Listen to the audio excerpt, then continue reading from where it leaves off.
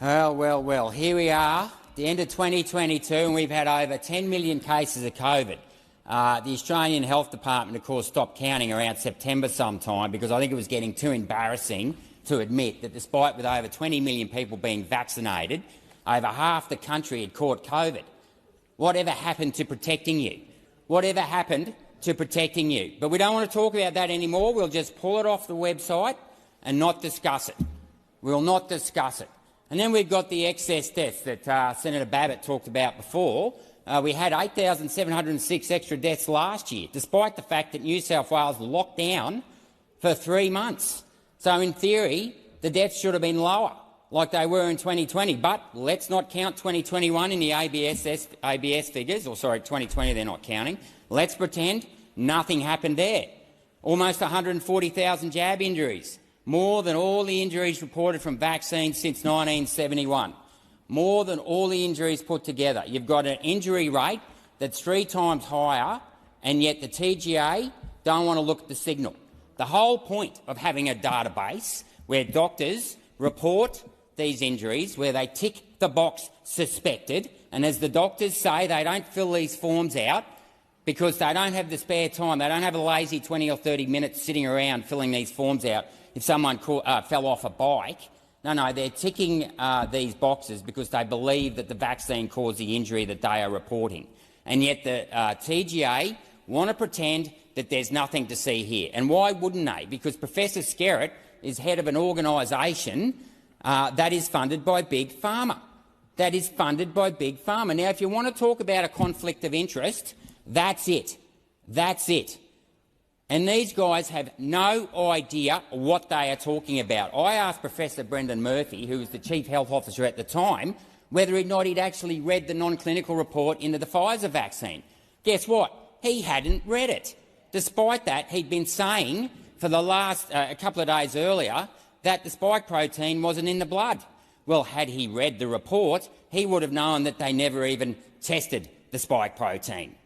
And they would have also known that when they did the animal trials, that the report said there was no difference in lung inflammation between the placebo group and the vaccinated group after 9 days. There was not one skerrick of evidence that showed that that vaccine was effective. But did anyone in this chamber right here, right now, actually read that report?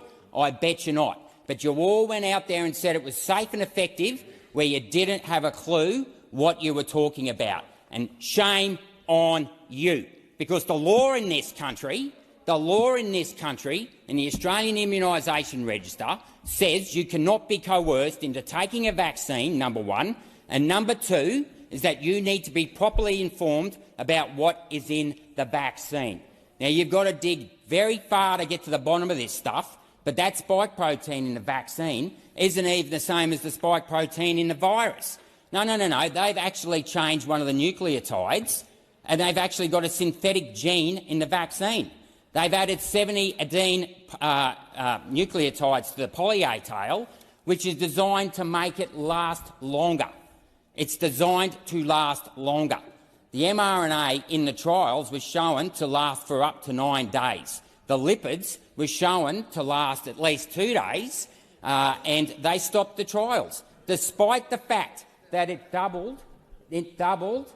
Yeah, listen to this, Senator Hanson-Young. Despite the fact that the concentration of the lipids that are cationic were doubled in the ovaries from day 1 to day 2. You know what they did? They stopped the trial.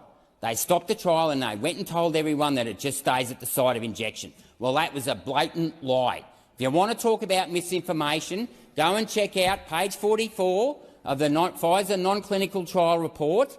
It was released on the TGA FIO disclosure log 239-6.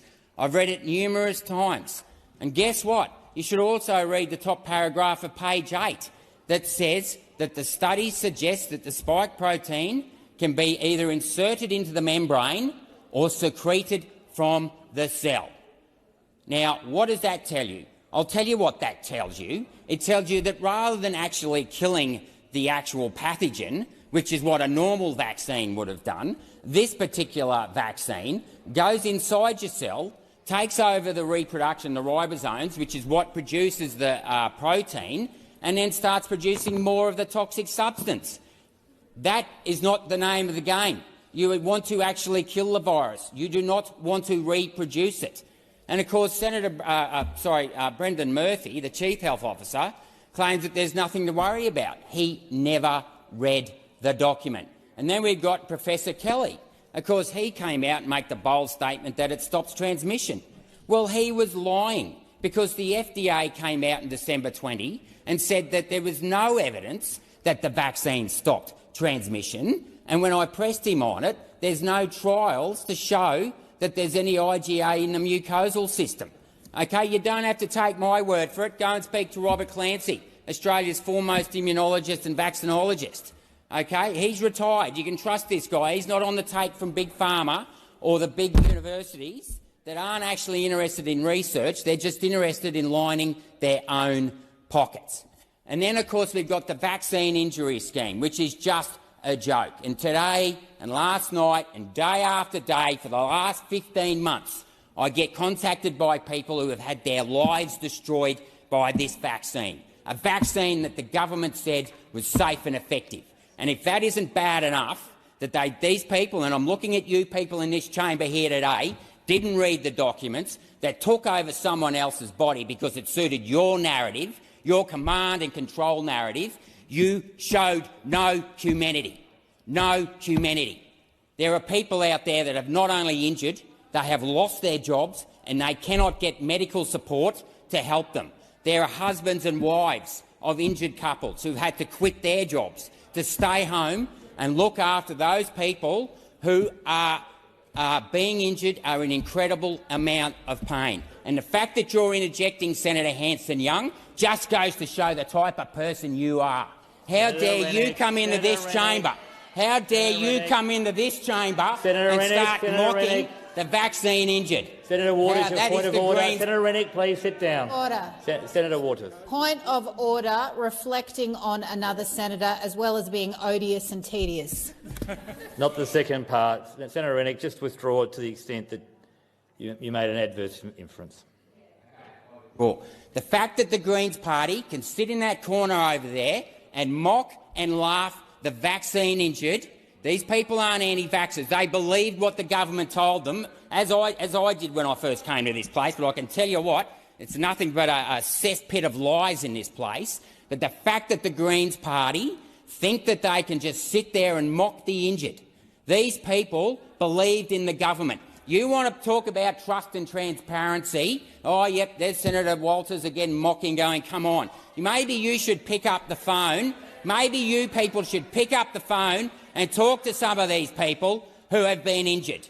And then we go to the basis, the substance of this Act, the Fair Work Act. This is a public health issue. The idea that businesses in this country can be responsible for the transmission of an airborne virus is just as absurd as the billions of dollars that are getting wasted on the idea of some tiny trace gas in the atmosphere can control that. I mean, we are living in the land of the unicorn farmers and the intellectual pygmies who have just chasing the impossible dream like Sancho Panza chasing the windmills. It is absurd. And yet we stand here today, almost 3 years after the virus broke out in China or whatever, and we have still got this ridiculous mandates in so many places, in particular in the private industry, which is what this amendment will address, and they are still being coerced into getting a vaccine. I've literally just had 3 messages in the last hour